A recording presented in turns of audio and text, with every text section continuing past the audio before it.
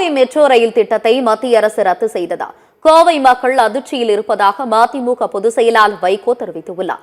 கோவை காந்திபுரத்தில் உள்ள மதிமுக தலைமை அலுவலகத்தில் வைகோ செய்தியாளர்களை சந்தித்தார்.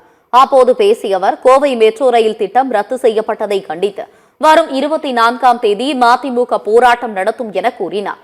திமுக கூட்டணியில் இதுவரை தொகுதி பங்கீடு குறித்து பேசாத கட்சி மதிமுக என கூறிய வைகோ, கோவை வரும் மோடிக்கு கருப்பு கொடி காட்டுவது ஜனநாயகத்தில் அனுமதிக்க கூடியதுதான் என்றும் கூறினார்.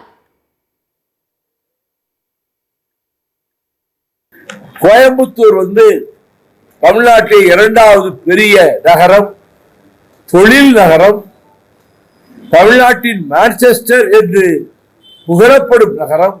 வழிகாட்டக்கூடிய மெட்ரோ ரயில் திட்டத்தை ரத்து செய்தது மத்திய அரசு செய்த வஞ்சகம், மத்திய அரசு தமிழ்நாட்டுக்கு இழைத்திருக்கிற துரோகம் என்று நான் குற்றம் சாட்டுவதோடு, வருகிற 24ஆம் தேதி மாலை 4 மணி அளவில் செஞ்சிலுவை சங்கத்துக்கு எதிரே கண்டன ஆர்ப்பாட்டம் நடைபெற இருக்கிறது.